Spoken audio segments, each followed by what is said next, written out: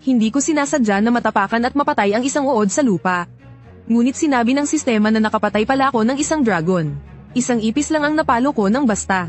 Pero bigla akong nakakuha ng Diyos na kasanayang immortal na katawan. Pati ang sistema ay nagduda kung may sarili ba akong sistema. Napunta ako sa isang parallel na mundo na pwedeng magsanay.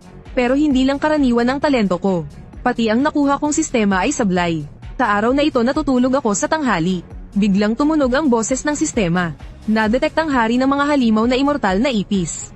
Hindi na ako makakatakas. Mangyaring mag-iwan na ng huling salita. Ano na naman ang tahol mo? Hindi ba isa lang itong ipis? Medyo malaki at pangit lang. Mas malaki ba ito sa talampakan ng sapatos ko? Nadetect na tinalo ng host ang hari ng halimaw lampas sa antas. Nakuha ang banal na talento na immortal na katawan. Mabilis na gumagaling ang natamong pinsala. Umalis ka, kung ano-ano na naman ang sinasabi mo. Handa na sana akong magwala. Isang malakas na enerhiya ang biglang pumasok sa katawan ko. Pahigpit kong kinuyam ang aking mga kamay. Talagang naramdaman ko ang pag-iral ng tunay na enerhiya. At sa mundong ito, kailangang may tunay na enerhiya para makapagsanay. Hindi naman siguro sistema. Seryoso ka ba? Pero nang pag-isipan kong mabuti. Hindi ba mas matibay lang ako kaysa sa karaniwang tao? Mas mabuti pang magtago at magpalakas muna. Ang trabaho ko ay gwardya sa aklatan. Responsable sa pamamahala ng mga lihim na aklat ng sining pandigma. Sa mga susunod na araw, araw-araw akong lumalangoy sa dagat ng kaalaman. Kahit napakasipag ko sa pagsasanay. Sadyang napakahina ng talento ko. Isang buwan akong tuloy-tuloy na nagsanay. Ni isang lihim na aklat ay wala akong natutunan. Buti na lang mga panimula lang ang mga ito. Nang paalis na sana ako para humitit ng isang yosi. Isang kaaya-ayang boses ang biglang lumitaw. Nadetect ang presensya ng Beast Emperor. Mangyaring tumakas agad ang host. Kung hindi ay mawawala ang buhay. Naniniwala ka ba dyan? O maniniwala kang ako si Qin Shi Huang? Uri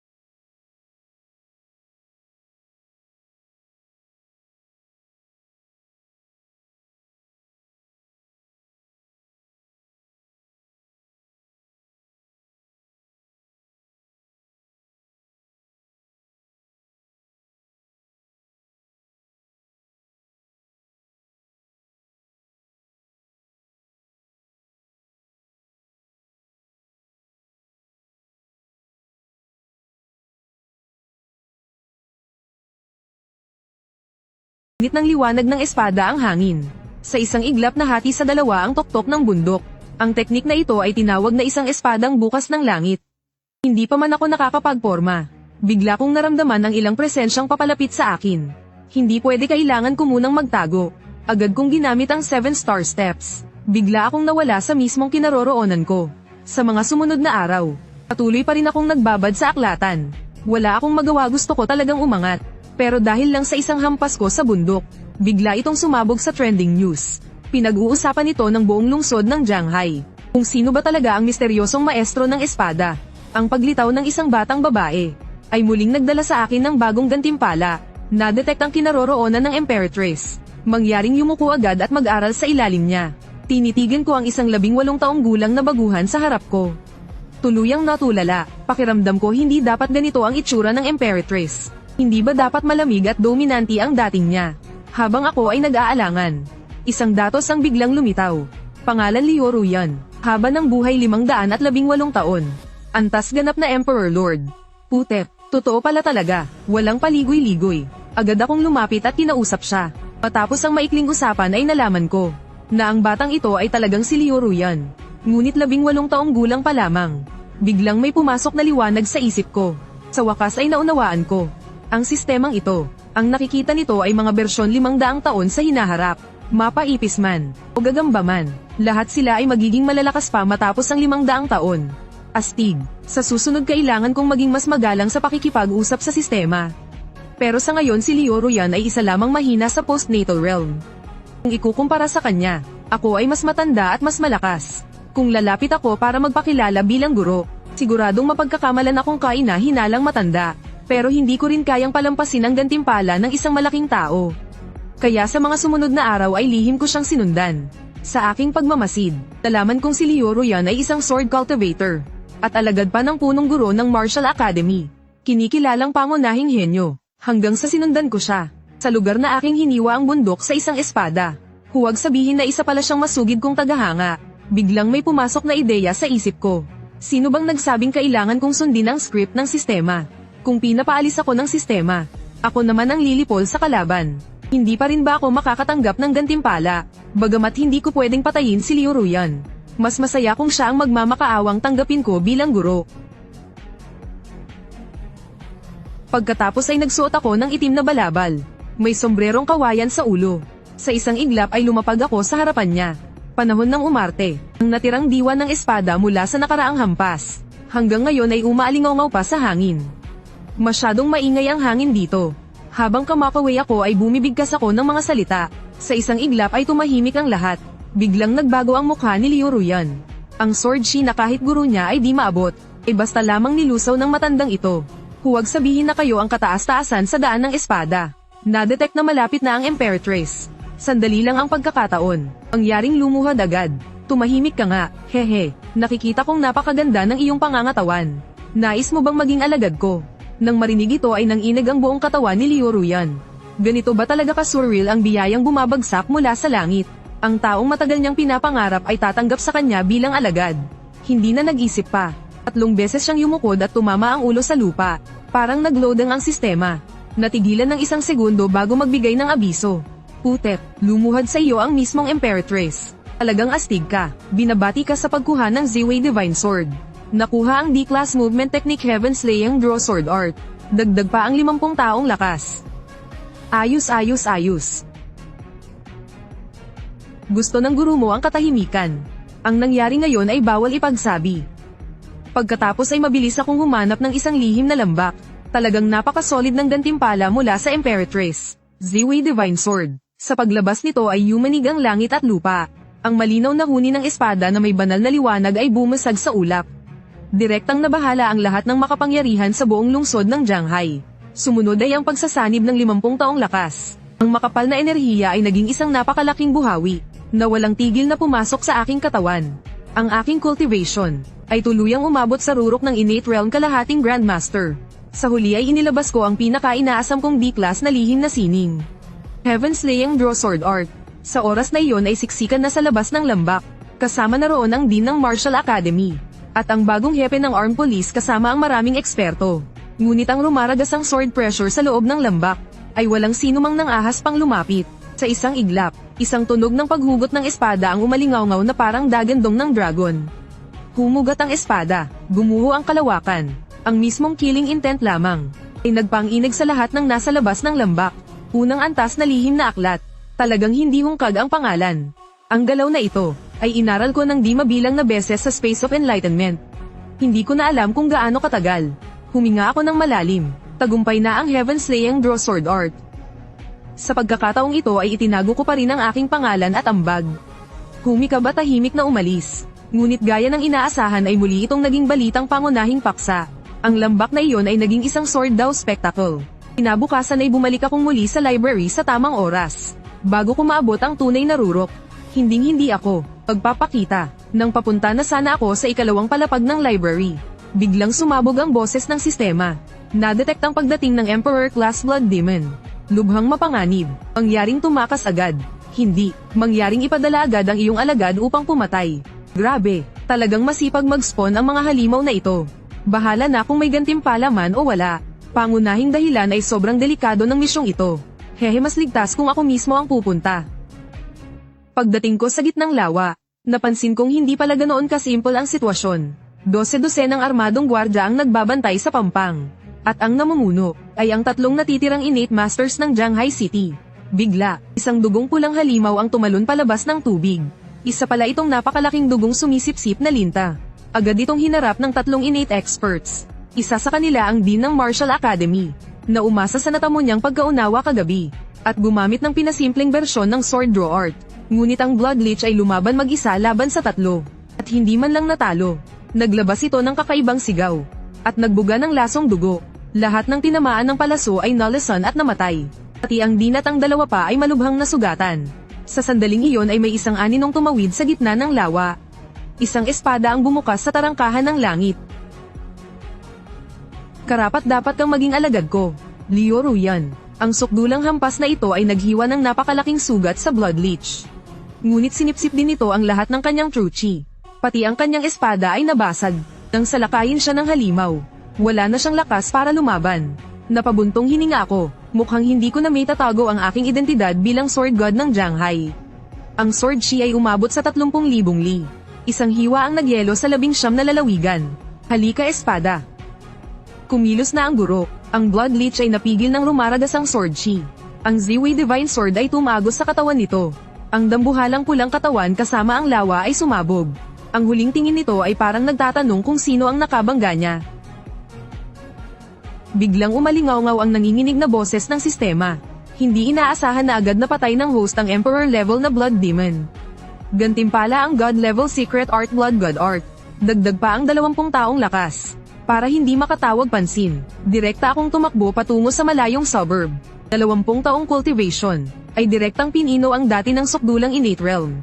Agad na umangat ang antas. Ramdam ko ang napakalakas na kapangyarihan.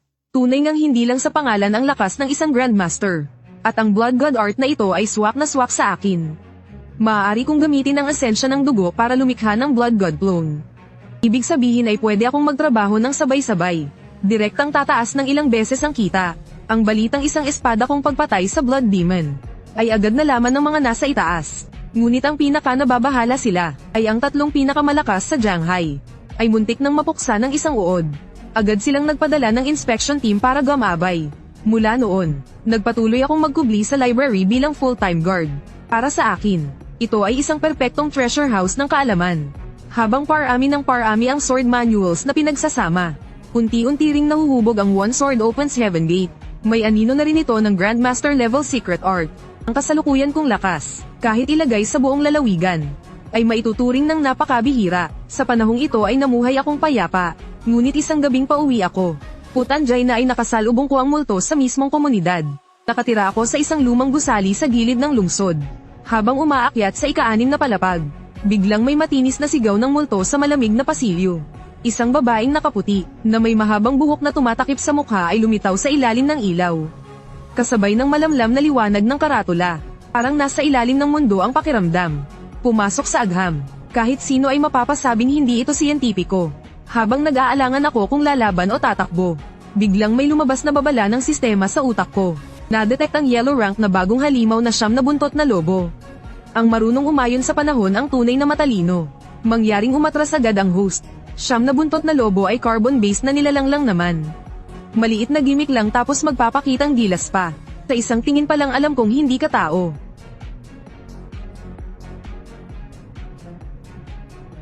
Putanjay na may sakit ka ba sa ulo? Puri siyam na buntot na espiritong lobo. Antas pa unang innate realm. Kakayahan Green Hill Illusion Realm. Bibigyan kita ng 2 paraan para mabuhay. Pagpasakop ka sa akin, at susunod ka sa lahat ng utos ko. O gawing fox fur vest ang balat mo sa aparador ko. Mas pipiliing mamatay kaysa mapahiya.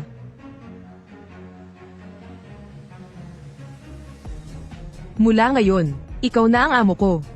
Pagdating sa bahay naglilinis siya habang humihingi ng tawad sa akin. Mahilig siyang magkunwaring multo. Pinapahimatay ang tao at sumisipsip ng kaunting espiritual na lakas. Hindi lang niya inakala na may nakatagong eksperto pala sa lumang barong-barong na ito. Bigla kong sinampal ang hita ko. May naalala akong mahalagang bagay. Buwisit na sistema, nagpapanggap ka bang patay? Nasaan na ang gantimpala ko? Hoy kuya, isang halimaw sa antas ng Beast Emperor. Ginawa mo lang katulong na part-time. Binabati kita, nakuha mo ang Purple Sun Visualization Method. Dagdag pa ang 20 taong cultivation. Direkta akong umupo sa antas ng Mid-Stage Grandmaster. At ang Purple Sun Visualization Method na ito ay isang pambihirang teknik para sa pagsasanay ng mental na lakas. Mukhang malapit na akong maging isang all-around na henyo. Kinabukasan pumunta ako sa putol na tuktok na bundok. Balak kong subukan ang bagong galaw. Hindi ko inasahan na makakasalubong ko rin si Leo Ruyan dito. Sa sandaling ito ay lumulubog na ang takip silim. Mag-isa siya at mukhang lubhang walang magawa. At ang magulong isipan niya ay paulit-ulit na nahuhuli ng aking espiritual na kamalayan. May mali talaga, sobrang mali. Pagulo ang aura, nag-aalab ang galit sa loob. Mukhang muntik nang mawalan ng kontrol ang alagad ko. Hindi pwede, hindi ko hahayaang magkaproblema ang gantimpala ko. Alagad, may isang eksperto sa espada na tinatawag na Sword Saint ng damuhan. Dinadala niya ang kanyang alagad at winawasak ang lahat ng laban. Napakalakas ng mag-amang guro at alagad. Saan man sila magpunta ay panalo sila. At si Leo Ruyan ang magiging pangunahing kinatawan ng Shanghai City upang harapin ang sekta ng Sword Saint. Alam niyang hindi niya kayang manalo, ngunit nakataya ang dangal ng Shanghai City. Kaya sobra ang bigat ng pressure sa kanya. Buwisit, hindi talaga madali ang buhay. Pero dahil nandito ang guro niya, wala na siyang dapat katakutin. Pagkasabi ko nito, itinuro ko ang daliri kay Leo Ruyan. At tinapak ang gitna ng kanyang noo. Marahas na mga pananaw sa espada. Agad na ipinasa sa kanyang dagat ng kamalayan. Kung ikukumpara sa gantimpalang pang-antas lupa, wala lang itong halaga. Pero tuluyang napatulala si Leo Ruyan. Lumuhad siya at muling nagpatira pa ng 3 beses. Pagkatapos ay muling nagsalita si Leo Ruyan, "Guro, kailangan ninyong mag-ingat sa Grandmaster na iyon. Ang layunin ng Sword Saint na nasa ganap na antas sa pagpunta sa Shanghai City ay kayo mismo. May nagawa ba akong ikinagalit niya? May treasure box ba? Kung gayon, hamanin mo na." Sandali lang akong nag-isip, tutal wala namang nakakita sa akin. Sakto lang nawala ako sa bahay dahil nasa biyahe sa trabaho. Pag-isip ko nito, hindi ko na itinuloy ang pag-arte. Nagmamadali akong umalis sa lugar ng gulo. Sa mga sumunod na araw, pumunta ako sa ikalawang palapag ng aklatan. Sa tulong ng banal na bato, ang Blood God Art, ay mas lalo kong nakokontrol ng madali. Magbubukas na sana ako ng maiikling video para magpahinga. Pero ang unang lumabas, ay ang balitang dumating na sa Shanghai City ang Grassland Sword Saint. Kasama ang kanyang alagad. Hindi, ang pangalan ng alagad ay Xiao Wu. Dala ang pag-iisip na wala itong kinalaman sa akin. Handa na sana akong baliwalain. Nang bigla kong naalala ang babala ng sistema. Nadetect ang paglitaw ng D-rank sword demon na si Xiao Wu. Kahit ang Empress ay hindi nakakayanin ito. Pakiusap, tumakas agad ang host. Putik, D-rank. Kung ganyan, hindi na ako aantukin.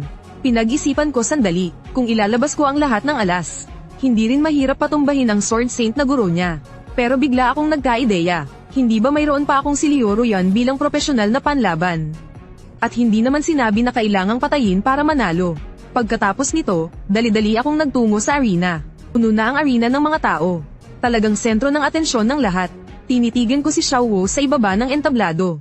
Agad na lumabas sa harap ko ang kanyang impormasyon.